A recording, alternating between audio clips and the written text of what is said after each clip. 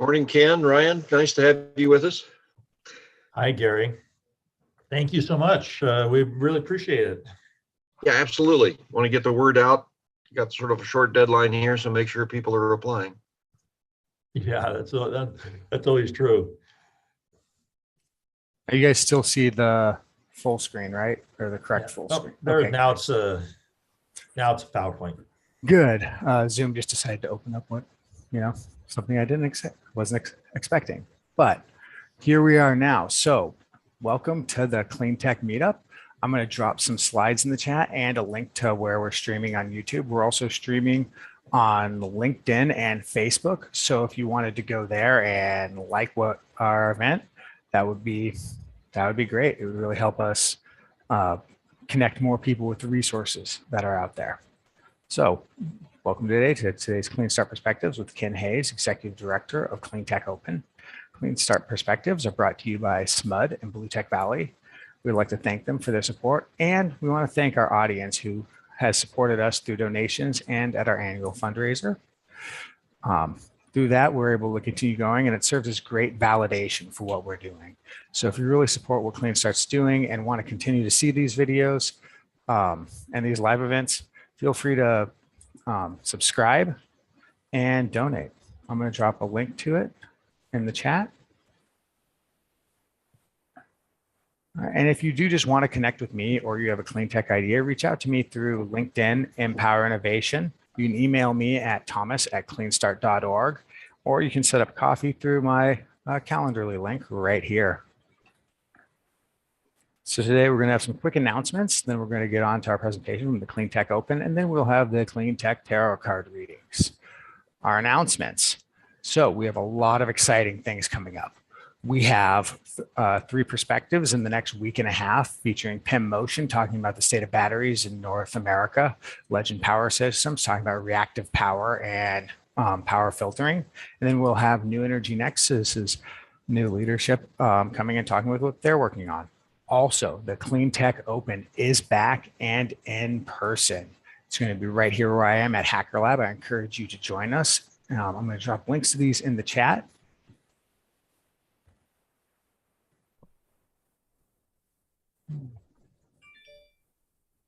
The meetup, Thomas, right? The meetup is in person, yeah. And it's right here at Hacker Lab. I encourage everyone to check out 1 Million Cups every Wednesday. Our last perspective was with the Growth Factory. With Monique Brown there. And we have the upcoming Clean Tech Showcase on the 12th. I know Laura probably has a good link to that. Actually, I think I have one right here that can be dropped into the chat. So you can check out the Clean Tech Showcase brought to you by SMUD. Now, at a lot of these in-person events, we're excited to show off, as we just recently did at the recent CMC, California Mobility Centers event, our Clean Tech Connect trailer, bringing the energy transition to all. That is the trailer that you see right there. It's got a TV on the side to bring attention to it, solar powering it on the back.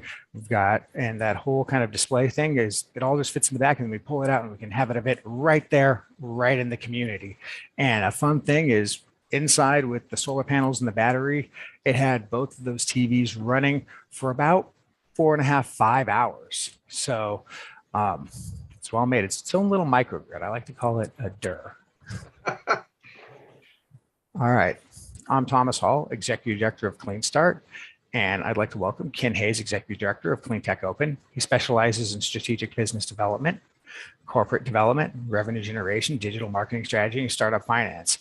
Ken has been an entrepreneur and built and sold his companies. In 2014, he became a venture partner and co-founder of the early stage venture capital fund, Canyon Creek Capital. And he's also a member of the Pasadena Angels. Since 2017, Ken has focused his efforts to impact hundreds of entrepreneurs and startups by running the Cleantech Open, which we're going to hear about right now. And his personal mission is to help entrepreneurs make the world a better place and become financially successful. That's always the key. He's been around the block a few times, but loves the journey and the results. Please welcome Ken Hayes of the Cleantech Open. Well, thank you so much, Thomas, and also Gary. It's great to be back here with Clean Start, and we appreciate the partnership that we have in California. Cleantech Open is a national organization, but we can't do it without partnering with organizations all around the United States. And for that, we appreciate it. So I'll start my PowerPoint here, and I have a few slides. Give me a thumbs up if it looks like it's coming through okay. All right. So I'm just going to give brief words, maybe about 10, 15 minutes or so about Cleantech Open and how it relates to Clean Start and the innovation environment in the Central Valley, Greater Sacramento area, and then happy to take questions and a discussion afterwards. With me on the call as well is Ryan Hoover, who is the operations manager for Cleantech Open West, with a focus on essentially the West Coast. And so if any of you have questions about the program, Ryan is the other go-to guy besides myself. So the purpose of Cleantech Open, our mission, is to really define, fund, and foster entrepreneurs that have big ideas that address kind of the most urgent energy, environmental, economic challenges that we face. And what I like to say, and this is partly related to my personal mission, is we try to create success for the environment and success for business. You know, for many years, you could be a hardcore business person or you could be a hardcore environmentalist, and those two were at odds with each other. But the truth is, nowadays, it's actually possible to do both together. And those are the kinds of companies and entrepreneurs that we want to foster and encourage. So we are the world's largest clean technology accelerator. We're part of a nonprofit 501c3, and we do not take equity in the companies for going through the accelerator. So, you know, those of you out there that are entrepreneurs, you know, keep this in mind as you're considering what are the next steps for your company's journey and what you can get out of it and who you might want to work with. We've been around since 2005, started in California and Massachusetts, and we accelerate about 120 companies a year and are supported by about 1,000 volunteers all around the United States. And Thomas mentioned more in-person events. For the last 2 years, we kind of took the bull by the horns in the early pandemic and decided to run the whole program online. It actually worked out great for 2 years. And so we're going to continue running the core program online, and but we're adding in-person events, like think of mixers and site visits, and we'll have our Global Forum event in San Jose in October. We're expecting about 5,000 people to that, co-located with Verge. So, you know, we're all organizations, we're all trying to figure out like how to get past this pandemic. For us, the online actually worked out really well because it meant we can serve companies from anywhere in the country, no matter how remote or mobile they might be. So we are a business accelerator, and we're not helping companies develop technology. We work with entrepreneurs that have a technology, but are trying to figure out how to build a better business and a foundation to their business. So we work with companies early in their life cycle. It's the early stage. It's where a company may have they're looking to do a pilot or proof of concept type projects, and they're getting ready to seek seed funding, maybe from angels or even a bridge round. So think of companies that come out of the university and have a technology but not a business at all. Maybe they went through an I-Corps program, something like that. And before they would get into production and scaling up, that's where Cleantech Open really helps out at that early stage. And we define cleantech quite broadly. You'll hear terms like climate tech, circular economy, smart cities, green tech, clean tech, climate tech. Really, it's all part of the same overall field, which is any environmental technology that is reducing usage or improving quality of life. And it generally falls within energy, green buildings, transportation, ag tech. By the way, ag tech is our fastest growing sector these days, and that's really relevant for Central California. Chemicals, advanced materials, and information and communication technologies. And quite frankly, most companies now check off multiple of these sectors when they're going through Cleantech Open. Think of solar powered water purification, things like that.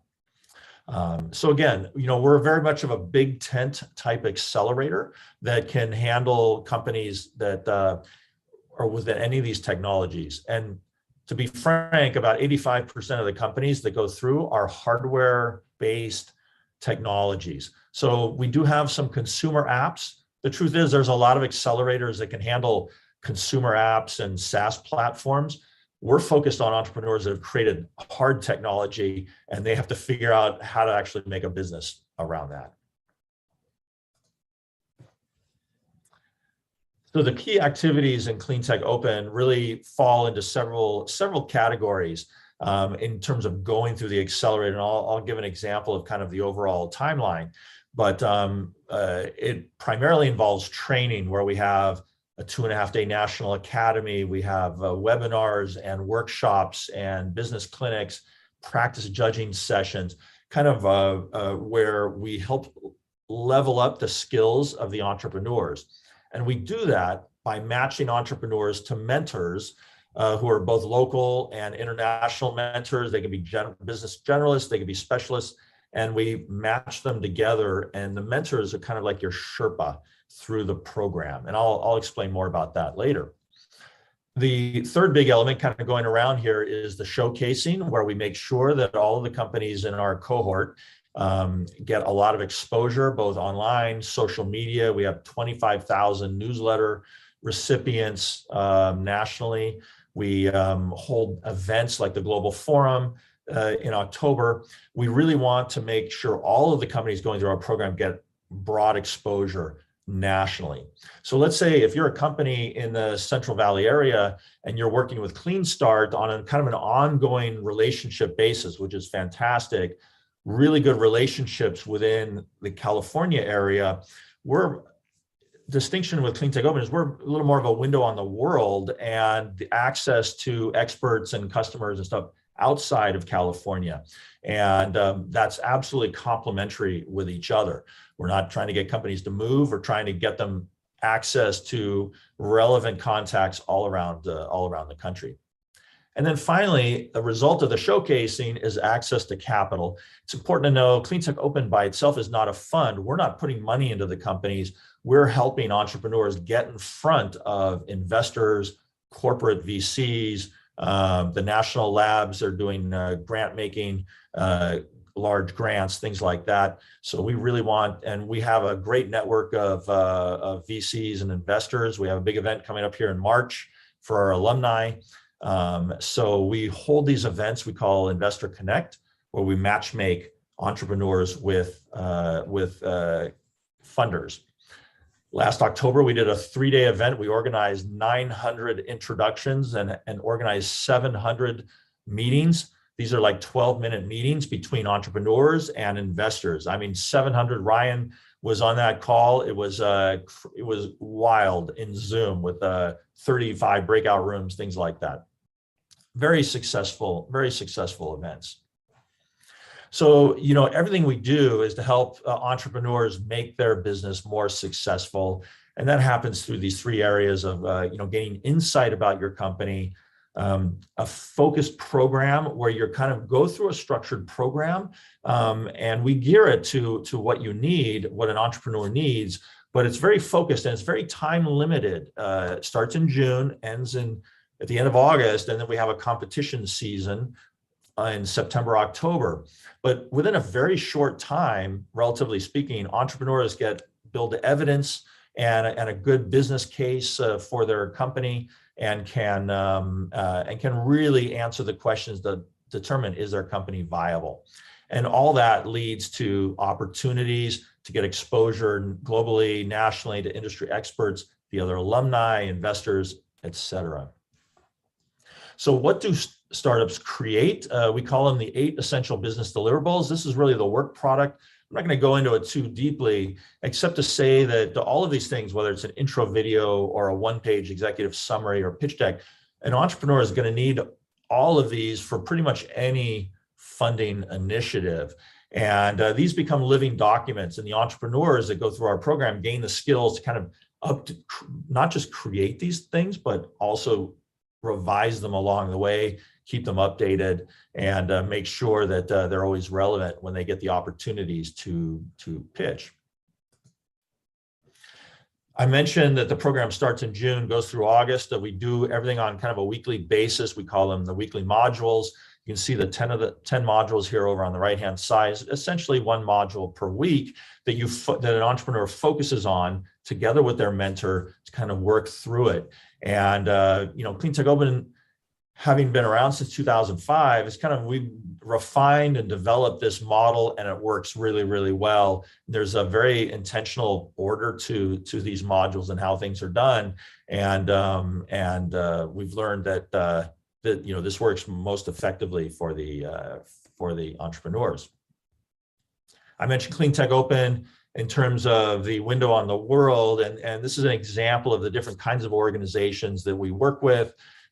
We have hundreds of partners across the country. We have about 40 to 50 national level partners, including the national labs, large VCs, corporate sponsors and partners. And we're very open in terms of making those kinds of introductions. Just as we are considered a feeder into the commercialization ecosystem. So commercialization is the stage after Cleantech Open. And we're a part of a number of networks, for example, the Incubate Energy Network, that includes Lacey in Los Angeles, Elemental Accelerator, Silicon Valley, et cetera, et cetera. We're part of the California Energy Commission's support. And I think Clean Start through Blue Tech Valley and those activities in the Central Valley are also a part of that network. So, there's a large ecosystem out there. It's challenging as an entrepreneur to kind of navigate who to work with and maybe in what order. And going through Cleantech Open is part of that discovery process to figure out what would be most relevant for the company. I mentioned mentoring. Mentoring consistently is the highest rated element of our program, which is matching, where we match mentors who are either business generalists or technical or functional specialists to an entrepreneur, and they help guide you through the program. It's important to know that the mentors they're not consultants. They're not doing the work for you, and nor are they allowed to sell you their services. They're doing this as volunteers, and you're not obligated to pay them. You might buy them lunch or coffee, something like that, but they're not here to find jobs. They're here to help entrepreneurs. And we assign 1, 2, sometimes 3 mentors to a team, and they kind of help the team go through the program and also impart their wisdom and their experience to you. Finally, I'll note about the mentors. We match mentors both locally and nationally and remote. So we strive to have mentors matched that would be geographically close to the entrepreneur, but we're also looking for additional mentors that would be the absolute best match for that entrepreneur, no matter where the entrepreneur is based and no matter where the mentor is based. And nowadays, with FaceTime, Zoom, WhatsApp, whatever, it's possible to do these kinds of meetings and coaching in the course of the program.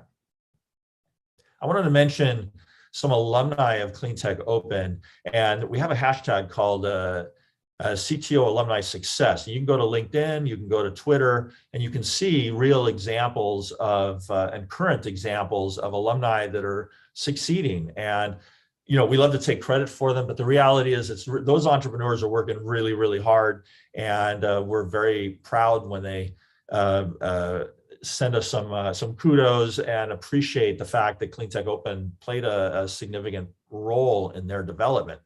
But examples like Block Power, which is retrofitting heating and cooling systems in urban buildings, just raised $63 million here about a year ago. Lilac Solutions here in the Salton Sea in Southern California has raised 170 some million dollars. Clear Flame, go down here, long haul trucking efficiency, engine efficiency.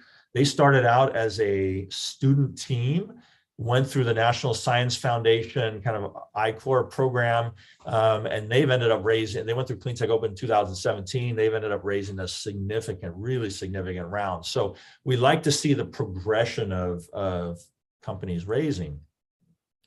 And I pulled out, and Thomas may say a couple of words about these companies, but I pulled out some of the companies that are part of the Clean Start network that have also gone through Cleantech Open, and they find a good home to continue relationships with the regional network, even after having finished Cleantech Open.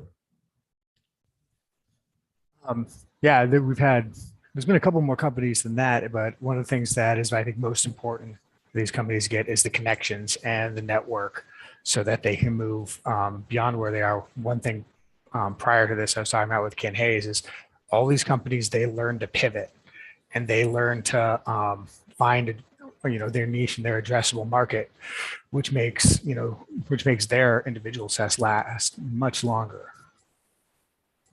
Gary, do you have any companies that come to mind for you? Well, I mean, we've got Tony Jones that deals with water. I think he's been in the ag and water tech segment in it. But I think what's good for people is the tight connection between those in CalSeed and those in CTO. There's a lot of feedback between the two. We of course have EV Life, and now they're up for King's Capitalize potential award. So I think when we've looked at this before, there's 8 companies that have been participating either in CalSeed or in CTO, and that's just within the last 3-4 years. And the participation seems to be increasing. So it's a great opportunity for people, and the connections are something that's just invaluable. So encourage people to get involved in that. Yeah, that's a great point, Gary. Thank you for mentioning CalSeed. CalSeed is a program funded by the California Energy Commission to actually put cash dollars into startups. They have a competitive phase to determine who gets first. It's $150,000, and then those companies are required to go through Cleantech Open. And at the end of Cleantech Open, they apply and pitch for the prototype grants, which are another $450,000 for the companies. So and CalSeed contracts with Cleantech Open to level up those entrepreneurs and get them ready for those awards. Or for competing for those awards. So this is why so many companies that go through Cleantech Open in the West are part of the CalSeed program. I wanted to give a kind of a colorful example of a Cleantech Open alum. This was a Spark Charge, and that's actually a Northeast company. I actually am sitting in Boston right now. I took the red eye last night, and I'm doing it from a little conference room in Greentown Labs. And Joshua Aviv is going to be speaking tonight at an event that we are putting on here in our Northeast region. They were on the season premiere of Shark Tank, and I'll be darned if they didn't win $1 million funding from Lori Greiner and Mark Cuban.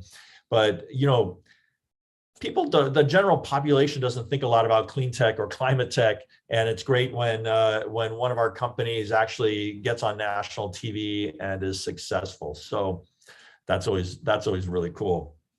We are mindful of the impact that Cleantech Open has. We did a deep survey in the Northeast, and we're doing one comparable one in the rest of the country as well, to find out what percentage of companies are still in existence. And in the Northeast, 68% of the companies that went through Cleantech Open are still in existence, generating $279 million of revenue and raised $650 million of equity funding. So that's actually really impressive, and those numbers are higher than the national averages for entrepreneurship in general. And we're also on a real strong effort to make sure that the entrepreneurial teams, are diverse.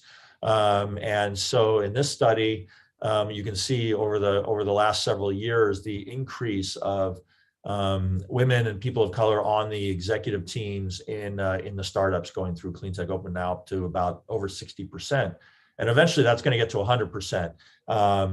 We have where every team in a company should have a significant degree of diversity. We are a nonprofit, as I mentioned earlier. We are funded by national sponsors. Our biggest is Wells Fargo through their philanthropic foundation. And then we have other organizations like companies like PG&E or law firms and accounting firms and others, even through the California Energy Commission as well. We rely on that funding to run the program for sure.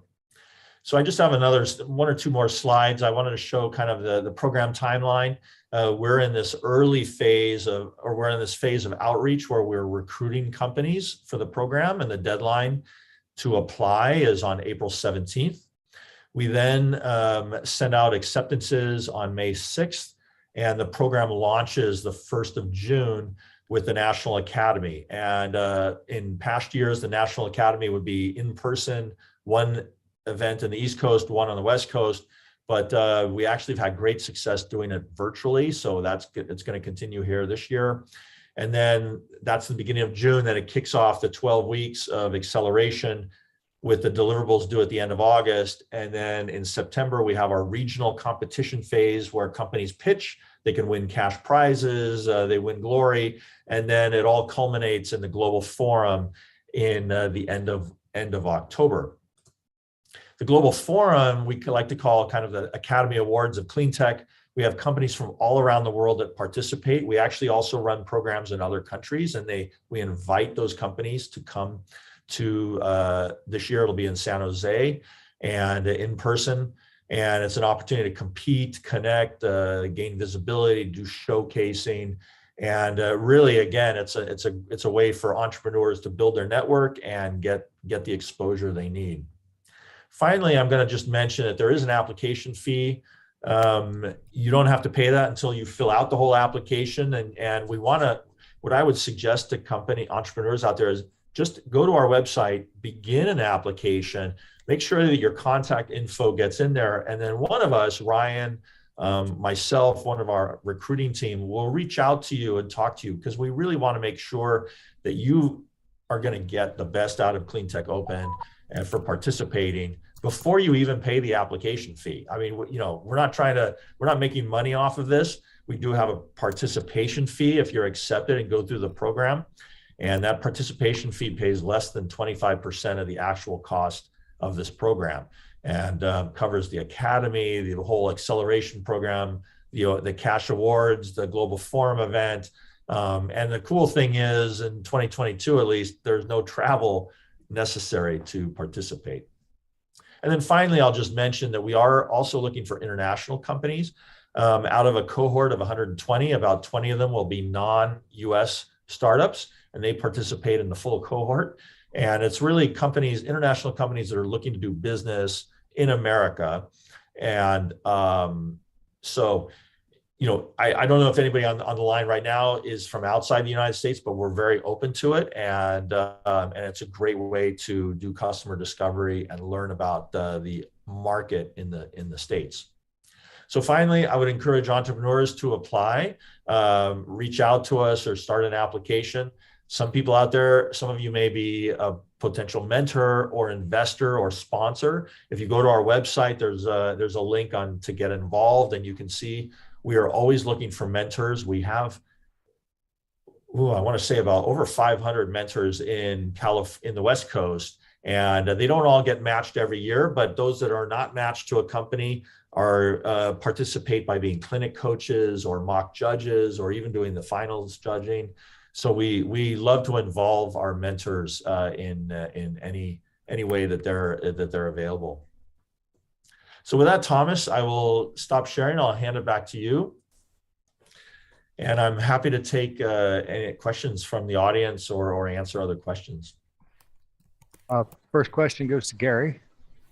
Yeah, well, thanks so much, and great presentation, Ken.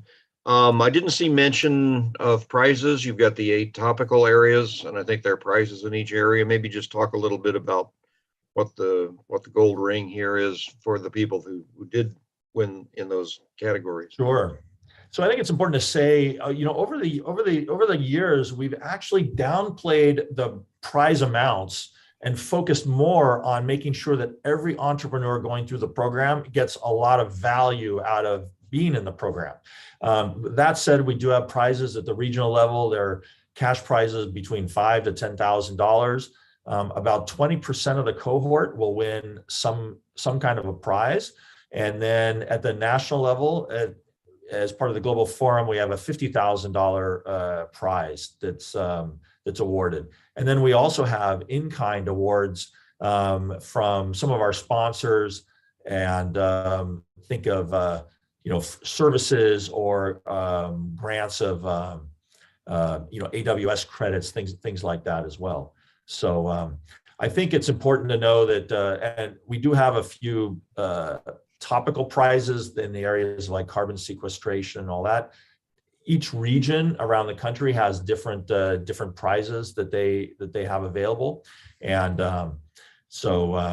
it's a little more specific depending on what region they're in. But generally, the prizes are between $5,000 to $10,000 at the regional level. Yeah, I mean it's not nothing, and most importantly, in my mind, because I participate in these other programs, the one at Rice University, the NREL programs. It's the connections. I mean, once you are in this sort of mode and you have the 8 essentials that you develop in the CTO, you're very well positioned to then get exposure in the clean energy days at the Rice University and the whole industry growth forum at NREL. Yeah, I'll actually be at Industry Growth Forum here next month, and so if you're there, we can meet over a beer. I think what's important for the entrepreneurs to know is that we set them up to participate in some of these more prize-focused competitions. A good example was NYSERDA, the New York State Electric Utility. It's association is funded by the New York taxpayers and ratepayers, and we've had companies like one of our national winners that came out of Texas won $1 million prize from the state of New York, and there's nothing that Texans love more than going to New York and taking New Yorkers' taxpayer money. So so we set up companies for success to focus more on many of those prize focused opportunities. Yeah, no, I can't stress that enough, because it's exposure to the mentors and the judges that you have in the CTO, but there's now developed a network of over 10,000 people participating that are investors or mentors across the country in a number of these programs, and it's so hard to get an introduction. And with any of these that you decide to participate in, that just comes along with it naturally. And it's not just who may be your mentor or a judge that hears you, it's who they talk to and who they connect you with. So this is an important node on a whole network of support and ability to advance things going forward. One of the activities we do in Cleantech Open at the end of the program is we have a reverse pitch panel presentation, and the title of it is "You Survived Cleantech Open, What's Next?" And where we have those organizations like NREL, the National Renewable Energy Lab in Golden, Colorado, and NYSERDA with their prize competitions. They actually get 5 minutes on this panel to actually pitch the entrepreneurs and explain why should an entrepreneur go to their program as a next step. And so that's because we recognize for an entrepreneur, it's a kind of a jungle out there. It's confusing. There's a lot of different programs out there, and we want to try to help make it as understandable as possible. Yeah, I think that's very important. I didn't know about the sort of the reverse pitch, but I think it's a great idea. And that's what we've been trying to tell people is, if you can get on this ladder of funding and exposure, that helps you a lot. But you got to have the essentials. You got to make sure that you've got your 8 essential things taken care of before you get in there. So yeah, John Verink is saying on here, it's a jungle out there with no clear direction. So I think this helps, and hopefully, Johan, you've got a an idea now of where to start on that. I would point out that most of the people this morning are watching on Facebook and LinkedIn, so I can't get their questions. But Johan, do you want to say anything more about it being a jungle out there? You're on mute. I have all the difficulties that are presented in making contacts, in finding a program that will support what you're doing. It's so damn difficult. I'm now 70 and I want to make a change, but there's no focus. There's no focus in green technology. How green is green technology? And nobody is willing to discuss this subject, which I developed green technology since 1993 to produce energy from wastewater in warm climate countries. Till the day of today, I have not found anybody who can tell me whether my technology development was greener than existing technology. Well, who can help me? Well, okay, so that's actually, you know, what you bring up is a real challenge entrepreneurs have in the clean tech or energy green space. It's a real challenge they have when trying to pitch to investors, because traditionally investors are all about, okay, I'm going to put $1 million in and I need $20 million out in 7 years. Like that's the way the investors are thinking. And it's a real challenge for entrepreneurs to communicate what their environmental impacts are, not just on the environment, but also financially.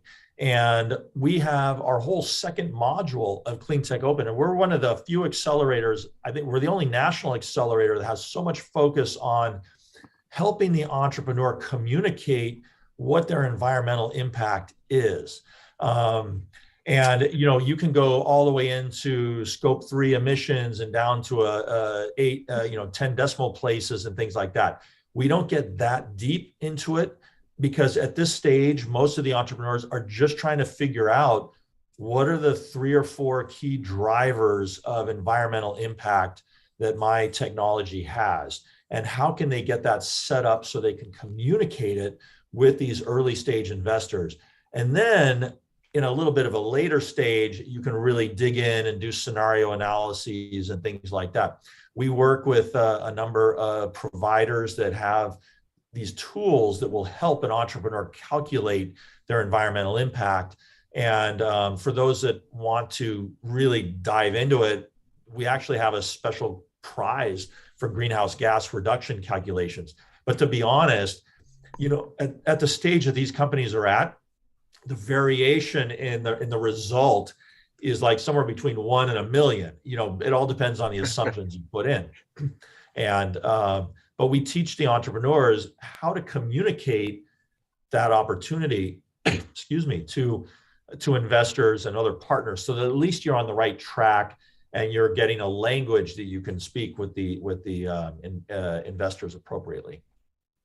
But Yes, no, Johan, you're right. I agree that the language we speak is so different in science and in business that the link is not there. I went to Europe to first Tuesday, where entrepreneurs and people who offer ideas came together with the interface. It didn't work out. There were at maximum 6 investors at such events. There were maybe 15 to 20 people with ideas. And then there were around 30, 40 people who sell the ideas. So you can imagine for a few ideas, and you can't even talk really about the content of your ideas. You spoke about 4 drivers, find them. I think we need 1 driver for everything. 1 driver means 1 indicator, which everybody uses to focus their product.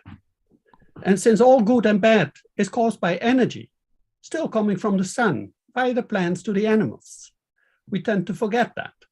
So since all good and bad is caused by energy, use and misuse, energy is the driving force for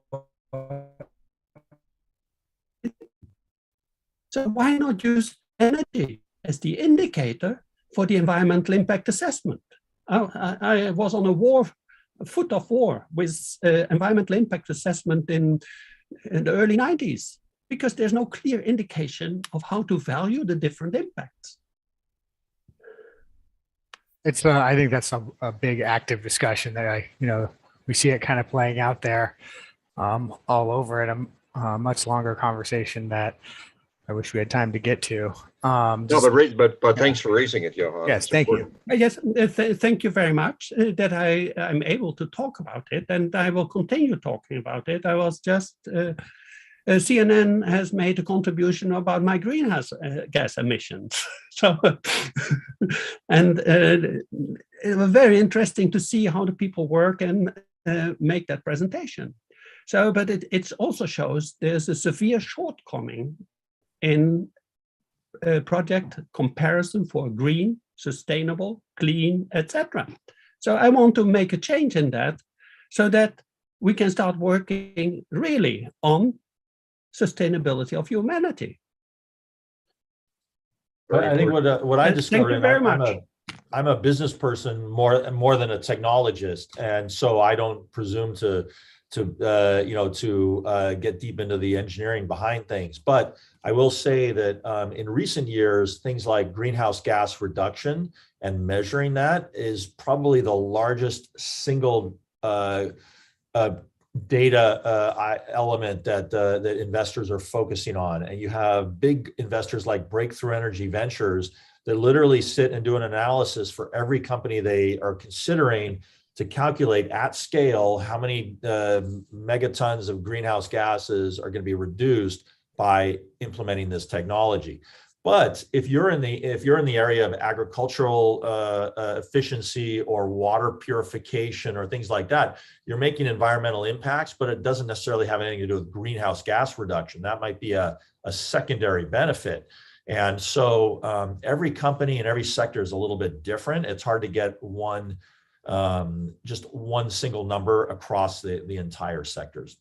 Let me tell you that I look into financing a project with greenhouse gas emissions. Do you have a concrete price for greenhouse gas emissions so that we can say it's $25 per ton carbon or $50, or was it only $15?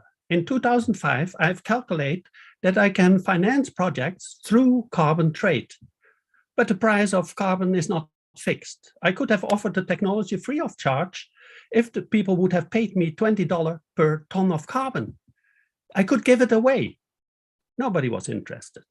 So just to tell you a little bit about my frustration about carbon trade, it is not a business model to make things work. I calculate that the renewable energy production for distilleries in Jamaica at that time. So producing biogas from wastewater from a distillery to replace 50% of the distillery's energy consumption. Well, I know that Sierra Nevada has been doing some of that, the brewery in Chico. But those are the kind of calculations that I think people are mastering right now. We're going to have to wrap this up. I would say for people who are watching, this will be summarized. The recordings will be available. Tell your friends about it. This will be great information for them to watch and get a very concise explanation of what CTO offers. And let me turn it back to Thomas. But thank you very much. Round of applause for Ken and Ryan for helping us out this morning. And thank you very much for taking the time. I hope you get some sleep today, Ken. Thank you, So Gary. Thomas. Thank you very much, Ken. Another kind of round of applause for you there. I'd also want to now jump into our Cleantech tarot cards, and this is where I read from Cards Against Humanity, Climate Disaster version, and see what they say. So we have new from David Attenborough's Planet Earth 3.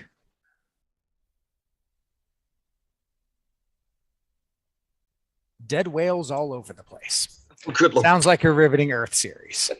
All right. I also want to call people's attention to We recapped the California Mobility Center here, and they put on quite a show. I also want to thank our overall sponsors, SMUD and Blue Tech Ballet, along with supporters out there like yourself. Thank everyone for attending. Encourage them to outreach at us to email, LinkedIn, Facebook, Twitter, YouTube, and pretty much any sort of medium that they can find. We're here to listen and connect and support you. Also, the Sacramento Clean Tech Showcase is April 12th. I'm going to put that link in the chat again. And additional thanks to our overall program sponsors, Hacker Lab, Reverent Video, and Greenberg Traurig. Thank you for attending, and that's all. So Ken, at the California Mobility Center Showcase, that company, I don't know whether you pronounce it Arcimotor or Arcimotor, but the Arcimotor, they're a member of the Mobility Center now. So they had like 3 of their vehicles, and they were letting people take rides in them, at least in the front seat. Probably the most popular thing there, but they're pretty cool. I mean, you don't need to wear a helmet. It's got a roll cage. It's freeway legal.